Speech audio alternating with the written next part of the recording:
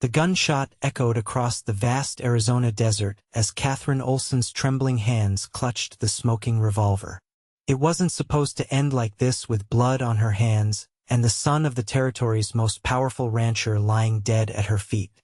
But when Edward Blackwell had cornered her in the stables with that vicious gleam in his eye, she'd had no choice.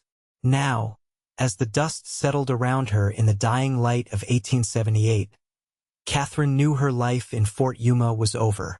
She moved quickly, heart pounding against her ribs as she gathered her meager belongings.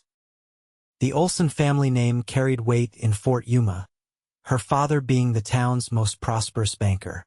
But that wouldn't save her from the hangman's noose, not when she'd killed the only son of Jeremiah Blackwell, the man who practically owned half the territory. Katherine! Her mother's horrified scream pierced the evening air as Katherine stumbled into their grand house on Cottonwood Avenue. Eleanor Olsen's usually perfect coiffure was coming undone as she gripped her daughter's shoulders. "What have you done? The Blackwells are saying you murdered Edward in cold blood." "He tried to force himself on me, Mother." Katherine's voice was hollow, still numb from shock. "I defended myself." Her father, George Olsen, appeared in the doorway of his study, face ashen. "It doesn't matter what happened. No one will believe a woman over the Blackwells. They're already gathering a lynch mob. You must leave tonight," her mother whispered, tears streaming down her face. "Far away from here. And you'll come find me when this blows over?" Katherine asked, hope flickering briefly. Her parents exchanged a look that chilled Katherine to her core. "You don't understand," her father said coldly. "You are dead to this family from this moment on. The scandal would ruin us. We have your brothers and sisters to think about." "Father, please," Katherine began, but he raised his hand to silence her. "We will tell everyone you died of fever while visiting relatives in California. That's the only way the rest of this family survives." His voice was final, emotionless. "You have 1 hour to disappear forever." The next hours passed in a blur as Katherine took her father's fastest mare. A small pouch of emergency money her mother pressed into her hands, and rode north under the cover of darkness. Behind her, Fort Yuma's lights faded into the distance, along with everything and everyone she had ever known. For 3 days, Katherine rode through the unforgiving desert, rationing her water and sleeping in short bursts beneath the stars. On the 4th day, as both she and the horse were near collapse, she spotted smoke rising from a small homestead nestled against distant foothills. Her vision blurred as she approached, the mare stumbling beneath her. The last thing Katherine remembered was falling, the ground rushing up to meet her, and then a pair of strong arms catching her before darkness claimed her completely. When she awoke, she was lying on a bed of soft furs in a small but clean cabin. A cool cloth rested on her forehead, and a man sat in a chair nearby, whittling a piece of wood with practiced precision. "You're awake," he observed, his voice deep and gentle. "Was starting to worry you might never open those eyes." Katherine tried to sit up, but dizziness forced her back down. "How long have I been here?" "2 days." The man set aside his carving and moved to help her drink from a tin cup of water. "Name's Preston Archer. This is my place." As her vision cleared, Katherine took in his appearance. Preston was tall and broad-shouldered, with sun-bronzed skin that spoke of years under the open sky. His eyes were a startling blue against his tanned face, and his dark hair fell in waves to his collar. He wasn't conventionally handsome in the way the town boys had been, but there was something arresting in his weathered features, a quiet strength that made it difficult to look away. "Katherine Olsen," she replied automatically, then flinched. "No, just Katherine now. Just Kate." Preston's eyebrow raised slightly, but he didn't press. "Well, just Kate, you were half dead from heat and exhaustion when you rode up. Your horse wasn't much better. Lucky I was outside checking my fences when you arrived." "Thank you for your kindness, Mr. Archer. I won't impose much longer." "And where exactly do you plan on going? Looking like you've been chased by the devil himself?" His question wasn't unkind, but it cut through her fragile composure. Katherine felt tears welling in her eyes for the first time since she'd fled Fort Yuma. "I don't know," she admitted. Preston nodded as if that was answer enough. "Well then, you'll stay here until you do know. I could use the help around the place anyway." "You don't know anything about me," Katherine protested. "I know you're running from something." His eyes met hers steadily. "And I know what that's like. Rest now. We'll talk more when you're stronger." In the days that followed, Katherine slowly regained her strength. Preston's homestead was modest but well-tended, a small cabin, a corral with several horses, a garden patch, and grazing land stretching toward the distant mountains. He had cattle, not many, but enough to make a living, and he worked from sunrise to sunset to keep everything running. As soon as she was able, Katherine insisted on earning her keep. Years of being a banker's daughter hadn't prepared her for ranch work, but she was determined to learn. Preston taught her to tend the garden, to cook over an open fire, to mend clothes, all things her privileged upbringing had never required her to do. "You're a quick study," he commented one evening as they sat on his porch, watching the sunset paint the landscape in gold and crimson. "Most city folks take longer to adjust." "I've always been adaptable," she replied, not meeting his eyes. She hadn't told him why she'd fled Fort Yuma, and he hadn't asked. That unspoken agreement of privacy was something she treasured. A comfortable silence fell between them as darkness slowly claimed the land. In the distance, coyotes began their nightly chorus, a sound Katherine had once feared but now found oddly comforting. "There's a trading post about half a day's ride from here," Preston said suddenly. "I need to go tomorrow for supplies. You're welcome to come along if you'd like." Katherine hesitated. The idea of being around other people terrified her. What if someone recognized her? But the isolation was beginning to wear on her as well. "Will there be many people there?" "Just old Jack Turner, who runs the place, and maybe a few travelers passing through. It's not much of a settlement." She nodded slowly. "I'd like that." The next morning dawned clear and bright. Preston helped Katherine onto one of his gentler mares while he mounted his stallion, a magnificent buckskin he called Ranger. The ride to the trading post took them through rolling hills covered in scrub brush and cacti, with the occasional cluster of cottonwoods marking hidden springs. "How long have you lived out here alone?" Katherine asked as they rode side by side. "Going on 5 years now." Preston adjusted his hat against the morning sun. "Was a cavalry scout before that." "No family?" A shadow crossed his face. "Had a wife once, Sarah. She died in childbirth along with our son." His voice was steady, but Katherine could hear the old pain beneath the words. "After that, I couldn't stand being around people much. Bought this land and haven't looked back." "I'm sorry," Katherine said softly. "Life happens the way it happens," he replied. "Can't change it, just got to keep moving forward." They reached the trading post by midday, a weathered wooden building with a hitching post out front and a small corral to one side. As Preston had predicted, it was quiet, with only the proprietor's mule and one other horse tied outside. "Jack Turner's a good man," Preston told her as he helped her dismount. "Known him since I settled here. He doesn't ask questions that aren't his business." Inside, the trading post was dimly lit but well stocked with everything from food staples to tools, fabric, and ammunition. A grizzled older man with a magnificent white beard looked up from behind the counter and broke into a smile. "Preston Archer. Been wondering when you'd show your face again." His eyes shifted to Katherine, curious but not intrusive. "And you've brought company. That's a first." "Jack, this is Kate. She's staying at my place for a while, helping out."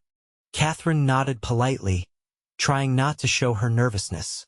"Pleasure, miss." Jack said with a tip of his head.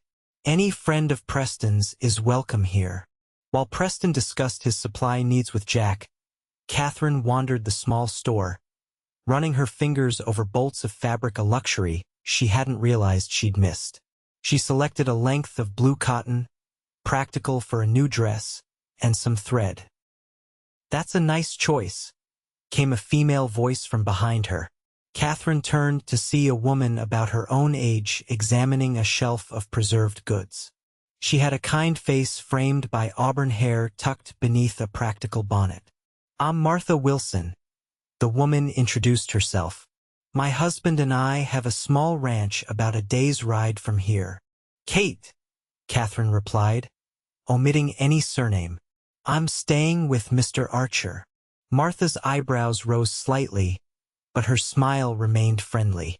"Preston's kept to himself for so long. It's good to see him with someone." "Will you be in the area long?" Before Katherine could answer, the trading post door burst open, and a man in a trail dusty duster strode in. His eyes scanned the room, lingering first on Katherine, then moving to Preston. "Archer," he acknowledged with a nod. "Reynolds," Preston returned coolly. "Didn't expect to see you this far north." The man Reynolds shrugged. "Following some strays. Thought they might have wandered this way." His gaze returned to Katherine, assessing in a way that made her skin crawl. "Don't believe I've had the pleasure." "And you won't," Preston said, stepping subtly between them. "We were just finishing up here, Jack. Mind putting those supplies together?"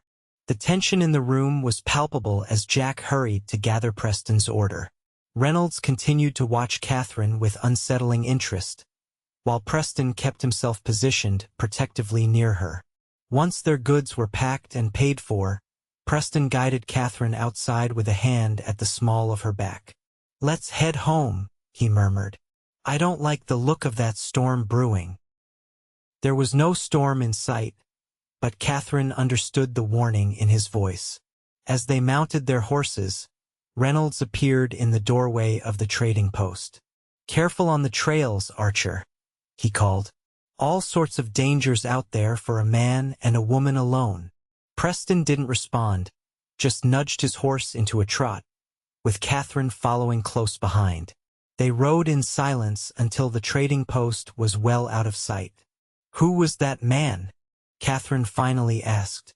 "Virgil Reynolds. Works for a cattle baron named Blackwell who's been pushing north from Tucson." Preston's jaw was tight. "They've been trying to take over smaller ranches all through the territory." Katherine's blood ran cold at the name Blackwell. Could it be the same family? "Is he dangerous?" "He's killed men for less reason than looking at him wrong," Preston said grimly. "And now he's seen you." The implications hung heavy between them as they rode the rest of the way in watchful silence. When they crested the final ridge and Preston's cabin came into view, Katherine felt a surprising surge of relief, as if she were coming home. That night, as they ate their supper by lamplight, Katherine made a decision. "I need to tell you why I'm here," she said quietly. "You've taken me in, protected me. You deserve to know." Preston set down his fork and gave her his full attention. "Only if you want to tell me." So she did.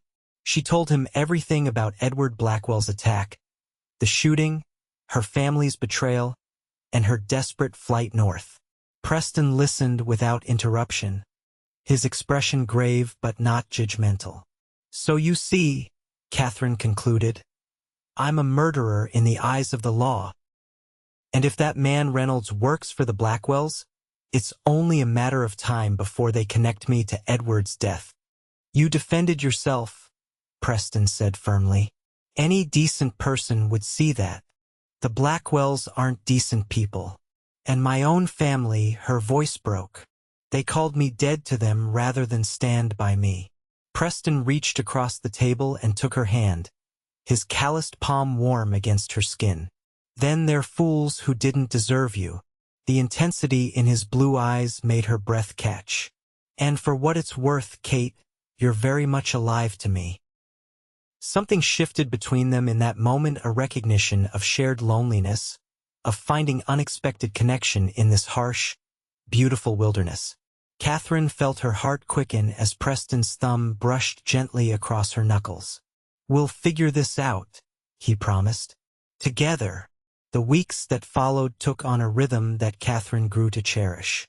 She and Preston worked side by side from dawn until dusk, mending fences, tending cattle, planting a larger garden than he'd bothered with before. She sewed curtains for the cabin windows and a new shirt for Preston from fabric purchased at the trading post. In the evenings, they would sit on the porch and talk, sharing stories of their lives before, carefully building trust in small increments. Katherine learned that Preston had grown up on a farm in Missouri, had fought briefly in the final days of the Civil War as little more than a boy, and had spent years wandering westward before finding his place in the Arizona Territory. In turn, she told him about growing up as a banker's daughter, about her love of books and music, about the suffocating expectations that had always surrounded her in Fort Yuma society. "I never fit there," she admitted one evening. "I always felt like I was playing a part in someone else's story." "And now?" Preston asked, his voice soft in the gathering darkness. "Now I feel like I'm finally living my own life," she answered, surprising herself with the truth of it. "Despite everything, despite the danger, I feel more myself than I ever did before." Preston's smile was visible in the fading light. Freedom does that to a person. As summer deepened into autumn, Katherine found herself watching Preston when he wasn't looking, the way the muscles in his back moved as he chopped wood, the gentleness in his hands as he tended to an injured calf, the rare but transformative smile that would sometimes break across his face. She tried to tell herself that what she felt was simply gratitude for his protection, but in her heart, she knew it was growing into something far more dangerous. One crisp September morning, Preston announced he needed to ride the northern boundary of his property. "There've been tracks I don't recognize. Could be nothing, but I want to make sure." "I'll come with you," Katherine offered. She'd become a confident rider over the past months, and the idea of being left alone at the cabin made her uneasy. They rode out as the sun was climbing above the eastern mountains, the air still cool enough to raise goosebumps on Katherine's arms beneath her borrowed jacket, one of Preston's that she'd taken to wearing on morning rides. The land stretched out before them, a patchwork of ochre and sage, with the distant purple shadows of mountains framing the horizon. "It's so beautiful out here," Katherine said, breathing in the clean, dry air. "I never noticed beauty like this in town." "It grows on you," Preston agreed. "First year I was here, I thought it was the loneliest place on earth. Now I can't imagine being anywhere else." They rode for several hours, checking fence lines and water sources, until they reached a high point overlooking a shallow valley. Preston reined in his horse and dismounted, offering his hand to help Katherine down. "Best view in the territory," he said, leading her to the edge of the ridge. Below them, a small creek wound its way through the valley, lined with cottonwoods turning golden in the autumn light. In the distance, a herd of pronghorn grazed peacefully. "It's like looking at a painting," Katherine marveled. She glanced at Preston and found him watching her instead of the view, something unreadable in his expression. "Kate," he said quietly, "I've been meaning to ask you something." Her heart stuttered. "Yes." "Winter's coming. If you wanted to move on, find a town somewhere far from here, somewhere safe, I could help you get there, set you up with enough to start over." The offer was generous, considerate, and completely unexpected.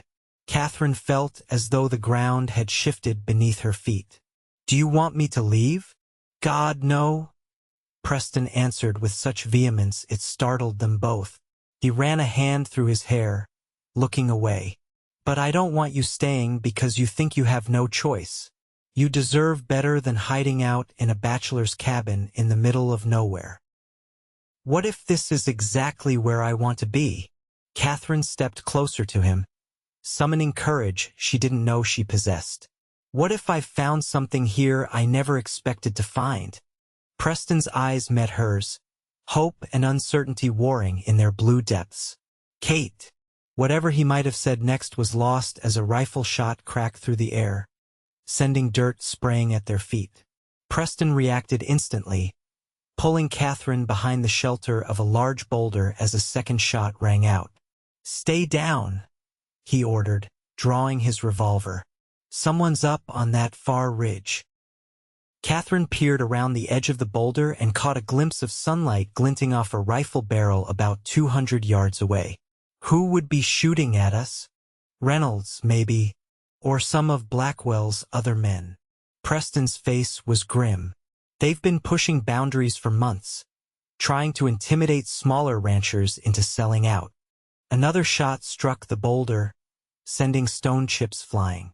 Their horses, tethered nearby, whinnied nervously. "We're pinned down here," Preston muttered. "And we're exposed if they decide to circle around." Katherine's mind raced. The creek bed. If we could make it down there, we'd have cover all the way back to the eastern ridge. Preston glanced at her with newfound respect. "Good thinking, but it's 50 yards of open ground to reach it." "I'll draw their fire," Katherine decided. "I'm faster than you. I'll run for that cluster of juniper trees, and while they're focused on me, you can make it to the creek." "Absolutely not." Preston's voice was steel. "I'm not risking you. We don't have a choice," she insisted. "And I'm not exactly helpless, Preston. I've survived this long." Before he could object further, Katherine darted from behind the boulder, zigzagging toward the junipers. As she'd predicted, rifle fire followed her, kicking up dust at her heels. She heard Preston swear, then the sound of his return fire providing her cover as she dove behind the twisted trunk of a juniper. Heart pounding, she glanced back to see Preston making his way down the steep embankment toward the creek bed, staying low and using the terrain for cover. Another shot splintered bark near her head, and she ducked lower. Once Preston reached the relative safety of the creek, he signaled to her. Katherine took a deep breath and sprinted the remaining distance, half sliding down the embankment to where Preston waited, his arms outstretched to catch her. They crouched in the shallow water of the creek, breathing hard. "That was either the bravest or most foolish thing I've ever seen," Preston said, checking her for injuries. "Maybe both," Katherine admitted, the rush of danger making her lightheaded, or perhaps it was the way Preston's hands lingered on her shoulders, his face inches from hers, eyes intense with concern. "We've got to move," he said reluctantly, helping her to her feet. "Follow the creek bed. It'll give us cover most of the way, but we'll have to leave the horses." They made their way downstream, staying low and moving as quickly as the rocky terrain allowed. Occasional shots rang out behind them, but grew more sporadic as distance and the winding course of the creek made them harder targets. After nearly an hour of tense travel, they emerged from the creek bed near enough to Preston's property to see smoke rising from the cabin chimney. "Someone's there," Preston whispered, drawing Katherine into the shelter of a rocky outcropping. "Stay here. I'm going to circle around and see who it is." "We go together," Katherine countered, her voice leaving no room for argument. "I'm not letting you face this alone." Preston looked like he wanted to protest, but finally nodded. "Stay close and stay quiet." They approached the cabin from the rear, using the cover of the wooden shed and corral. As they neared, voices became audible, men talking and laughing inside Preston's home. "Found his woman yet?" one voice asked. "Reynolds is still looking," another replied. "Boss wants her found. Says she matches the description of that banker's daughter from down Fort Yuma way, the one who killed his nephew." Katherine's blood turned to ice. Preston's hand found hers and squeezed reassuringly. "What's Blackwell want with some murdering woman?" the first voice asked. "Family honor." He promised his sister he'd see her son's killer hang. There was the sound of breaking glass, followed by coarse laughter. Besides, from what I hear, she's a pretty little thing. Might be worth catching alive. Preston's jaw clenched, his grip on Catherine's hand tightening. 3 of them, from the sound of it, he whispered. We can't take them head on. The root cellar, Katherine suggested. If we can reach it without being seen, there are supplies there. Enough to last until they leave. The root cellar was a small underground storage space about 50 yards from the main cabin, concealed by a trapdoor covered with dirt and brush. They had spent several days in late summer stocking it with preserved foods and water in preparation for winter. Keeping low, they made their way through the tall grass toward the cellar entrance. Just as they reached it, the cabin door swung open, and a man stepped onto the porch, stretching. Saw fresh tracks down by the creek, he called to those inside. Might be heading this way. Preston quickly pulled back the brush concealing the trapdoor and helped Katherine down into the darkness below. He followed, lowering the door silently behind them just as the sound of boots approached. In the dim light filtering through the cracks of the trapdoor, Katherine could see Preston's face, tense and watchful. They held their breath as footsteps passed directly overhead, pausing briefly before continuing on. Nothing here, the man's voice called back toward the cabin. Just that old cellar Archer uses for storage. Keep looking, another voice ordered. They can't have gone far on foot. The footsteps receded, and Katherine let out a shaky breath. The cellar was small, no more than 8 feet square, with shelves of preserved fruits and vegetables along one wall, and sacks of flour and beans stacked in a corner.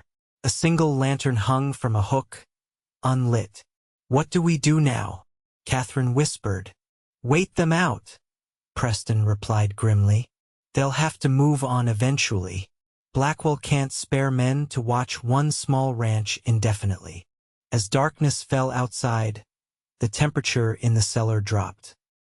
Katherine shivered in her thin dress, and Preston silently removed his coat to wrap around her shoulders. You'll freeze, she protested. I'm used to the cold, he insisted. You're not.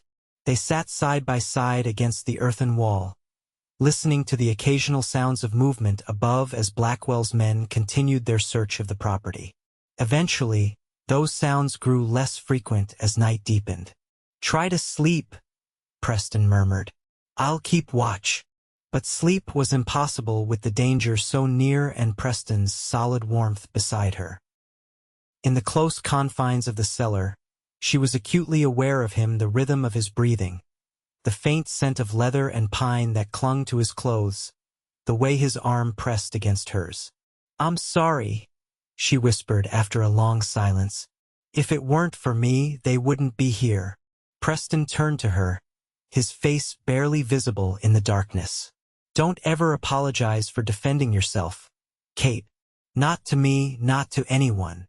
But I've brought this danger to your door. Everything you've built here is just land and lumber. He finished for her. It can be rebuilt. And what about your peace? The solitude you came here for? Preston was quiet for a moment, considering. I thought that's what I wanted, to be alone with my ghosts. His hand found hers in the darkness. But then you showed up, half dead on my doorstep, and suddenly the silence wasn't peaceful anymore. It was just empty. Katherine's heart quickened. Preston, I need you to know something, he continued, his voice low and intense. If we make it through this, when we make it through this, I want you to stay. Not because you have nowhere else to go, but because this is where you belong. With me. In the darkness of the cellar, with danger lurking just above them, Katherine found a certainty she'd never known before. She leaned forward until her forehead rested against Preston's, their breath mingling in the cool air.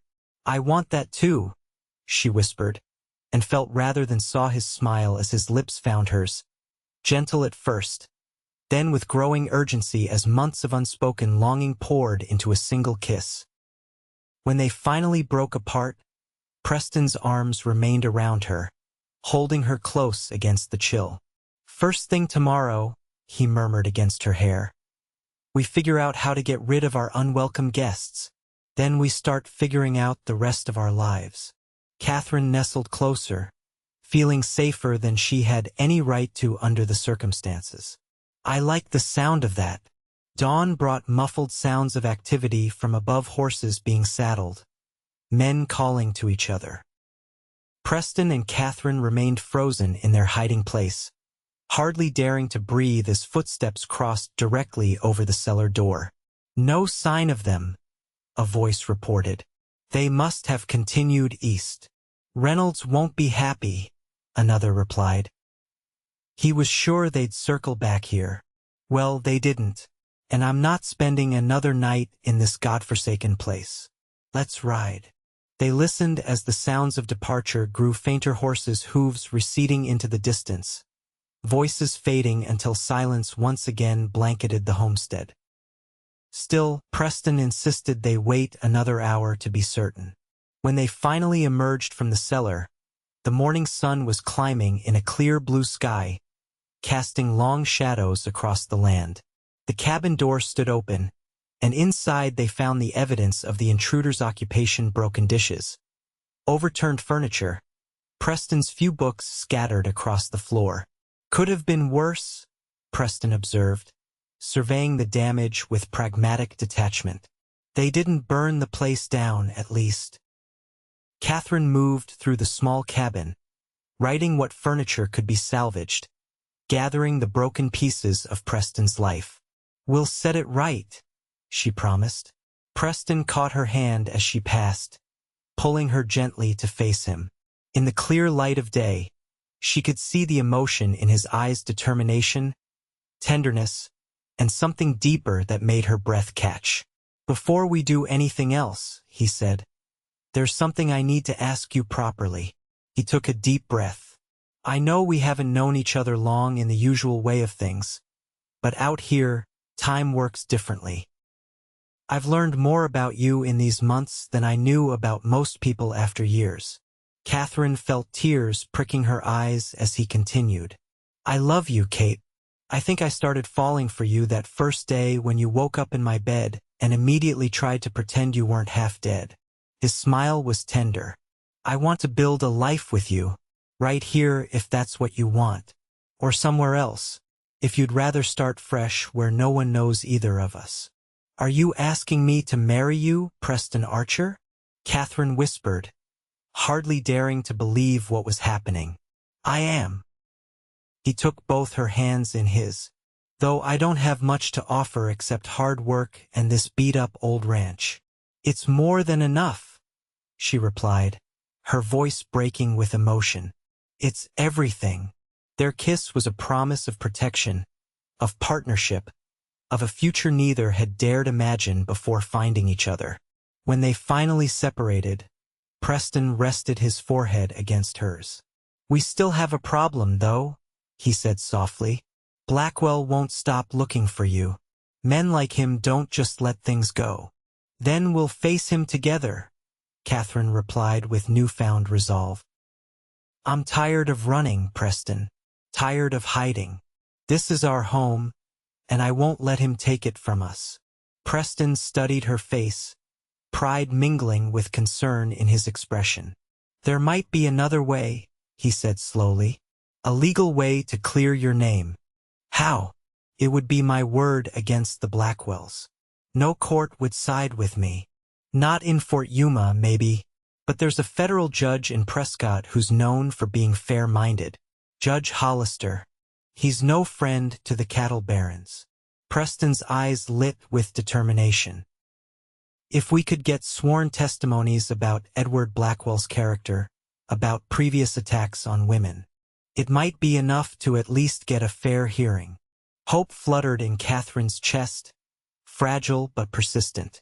"Do you really think it's possible?" "It won't be easy," Preston cautioned. "We'd be taking on one of the most powerful families in the territory. But yes, I think it's possible.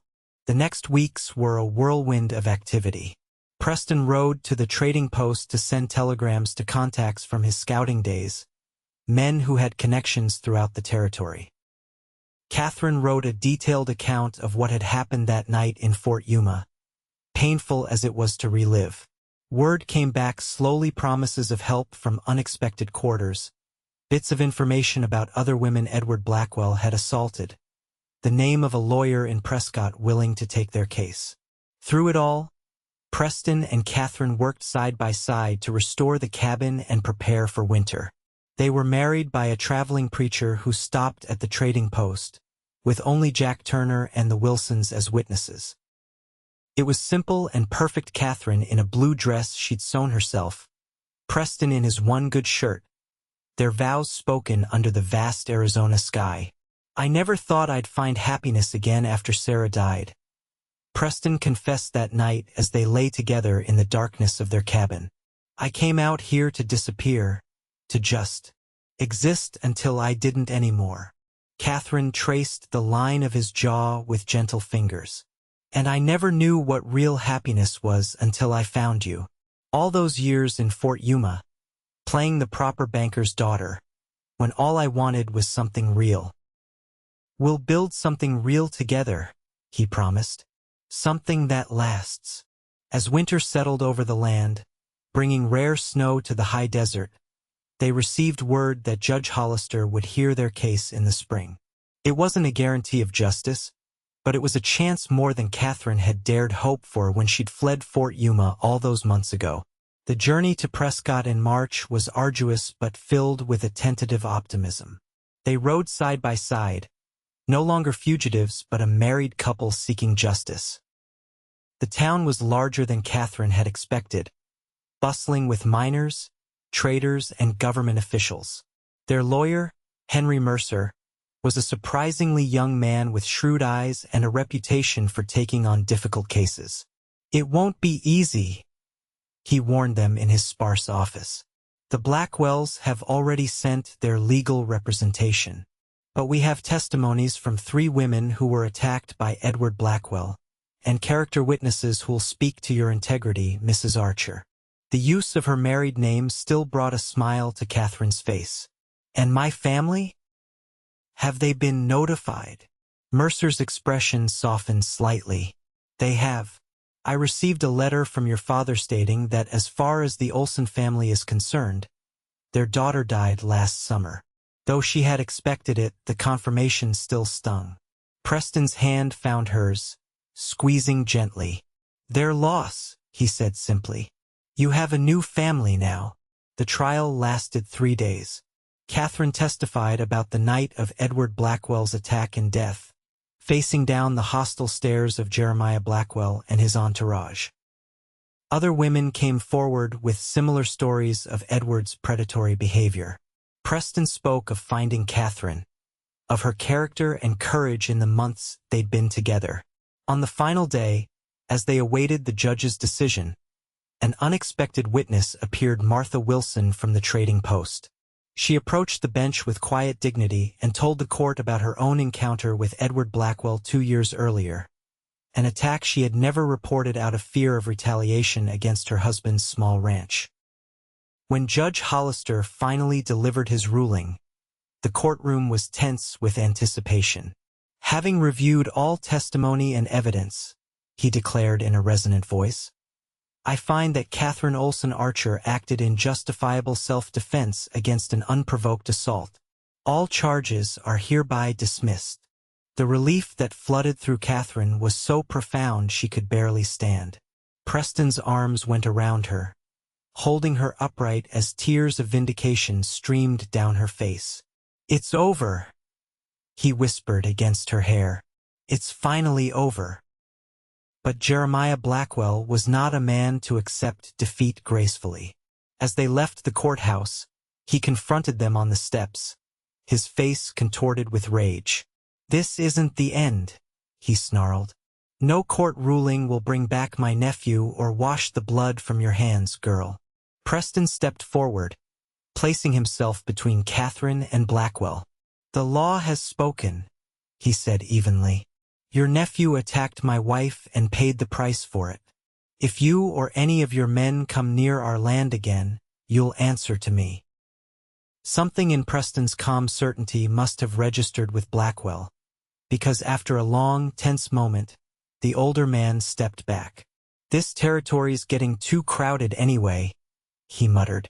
Thinking of moving my operations to New Mexico. As they watched him stride away, Katherine felt the last weight lift from her shoulders. Do you think he means it? That he'll leave us alone? Men like Blackwell care about power and profit above all else, Preston replied. Fighting a personal vendetta against us doesn't serve either purpose. I think we've seen the last of him. They returned to their homestead as spring was painting the desert with wildflowers. The land seemed to welcome them back, more beautiful than ever after their absence. That evening, as they sat on their porch watching the sunset, Katherine rested her head on Preston's shoulder. I was thinking, she said tentatively, about expanding the garden this year, maybe adding a few fruit trees, and perhaps building an addition to the cabin. Preston glanced down at her, a question in his eyes. We might need more room, she explained, taking his hand and placing it gently over her stomach. By winter, understanding dawned on his face, followed by a joy so pure it transformed his weathered features. A baby? You're sure? Katherine nodded, her own happiness mirrored in his expression. Your child, Preston. Our family. His kiss was tender, reverent, filled with promise. I never thought I'd have this chance again, he murmured. A family, a future. We'll build it together, Katherine promised. One day at a time. As twilight deepened around them, she gazed out at the land that had become her home, not the ornate house in Fort Yuma where she had grown up, but this wild, beautiful place where she had found herself, found love, found belonging. Her family had called her dead to them, but Preston had called her his life instead. And in that love she had been reborn.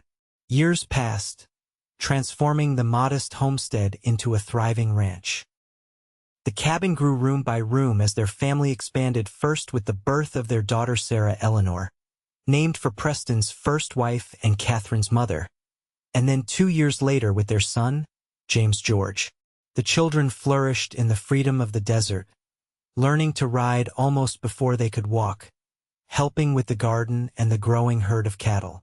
Katherine taught them to read and write, to love books and ideas, while Preston showed them the ways of the land, how to read weather in the clouds, how to track animals, how to respect the harsh beauty of their home. On the children's birthdays each year, Katherine would write a letter to her parents in Fort Yuma, describing their grandchildren's growth and achievements. The letters were never answered, but she continued to send them not out of hope for reconciliation, but as a testimony to the life she had built, the happiness she had found. When Sarah Eleanor was 7 and James 5, a wagon appeared on the horizon one spring afternoon. Katherine shaded her eyes against the sun, her heart quickening with the wariness that never fully disappeared. Preston, she called to where he was mending a corral fence. Someone's coming. He straightened, hand moving instinctively to the revolver he still wore. But as the wagon drew closer, his posture relaxed. It's just the Wilsons, he reassured her. Probably bringing those chickens Martha promised you. But when the wagon reached their yard, it wasn't just the Wilsons who climbed down. A third figure emerged, an older woman in a plain traveling dress, her once auburn hair now streaked with gray. Katherine's breath caught in her throat. Mother! Eleanor Olsen stood awkwardly beside the wagon, clutching a small valise. Katherine, she said, her voice thin with age and emotion. You look well. The children gathered curiously behind Katherine as Preston came to stand beside her, his presence solid and supportive. These are your grandchildren, Katherine said after a moment. Sarah Eleanor and James George. Eleanor's eyes filled with tears as she regarded the children. "They're beautiful," she whispered. "James has your father's eyes. Why are you here?" Katherine asked, not unkindly but with the directness she had learned in her years on the frontier. "Your father died last winter," Eleanor replied. "And I couldn't bear the lie anymore. Couldn't bear knowing you were out here, alive with my grandchildren, while I pretended to mourn you." She looked down, twisting her hands together. "I know I have no right to ask for forgiveness." Katherine felt Preston's hand on her shoulder, grounding her as emotions warred within her chest, old hurt and anger mingling with an unexpected surge of compassion for this diminished woman who had once loomed so large in her life. "You're right," she said finally. "You don't have that right. Not yet." She took a deep breath, feeling the weight of the past and the promise of the future. "But you're welcome to stay for supper, and we can see where things go from there." Eleanor nodded, acceptance and gratitude in her eyes. "That's more than I deserve." As Martha Wilson tactfully suggested showing Eleanor to the guest room to freshen up after her journey, Katherine remained on the porch, watching her mother follow Martha inside. Preston's arms encircled her from behind, and she leaned back against his chest. "Are you all right?" he murmured. "I'm not sure," she admitted. "I never thought I'd see her again. Never thought I'd want to." "People can change," Preston said. "We both know that better than most." Katherine turned in his arms to face him, taking comfort in the familiar lines of his face, now weathered by years of sun and wind and laughter. "I'm not the same person she knew. I'm stronger now, happier." "You're Katherine Archer," Preston said with simple pride. "Mother, wife, partner. The woman who helped build this ranch from nothing. The woman I fall in love with all over again every morning when I wake up beside you." Katherine smiled, the lingering shadows of the past receding in the warmth of his gaze. "When you put it that way, how can I be afraid of anything?" Hand in hand, they went inside to face whatever came next together, as they had faced everything since that fateful day when a desperate young woman had collapsed at a lonely cowboy's door, each becoming the salvation the other never knew they needed. In the years that followed, Eleanor Olsen became a regular visitor to the Archer Ranch, gradually earning a place in her grandchildren's hearts and, more slowly, in her daughters'. She never returned to Fort Yuma, eventually settling in a small house in Prescott where Katherine and her family would visit twice a year. The Archer Ranch prospered, becoming known throughout the territory for its fine horses and the warmth of its hospitality. Travelers would speak of the remarkable couple who ran it, the quiet, steady cowboy and his educated, spirited wife who seemed to complement each other in every way.